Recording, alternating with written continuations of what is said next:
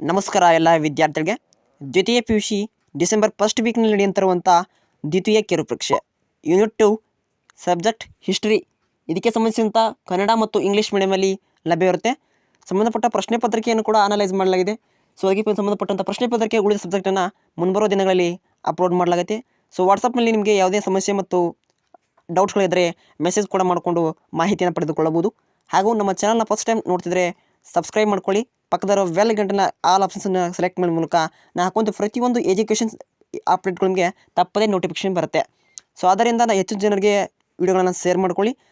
ತುಂಬ ನಿಮಗೆ ಕಂಪಲ್ಸರಿ ಕೂಡ ನೀವು 40 ಅಂಕನ ಈ ಪ್ರಶ್ನೆ ಪತ್ರಿಕೆಯಲ್ಲಿ ಪಡೆದುಕೊಳ್ಳಬಹುದು. ಹೆಚ್ಚಿನ ಮಾಹಿತಿಗಾಗಿ ಎಲ್ಲ ವಾಟ್ಸಪ್ ಗ್ರೂಪ್ನಲ್ಲಿ ಶೇರ್ ಮಾಡ್ಕೊಳ್ಳಿ ವಿಡಿಯೋನ.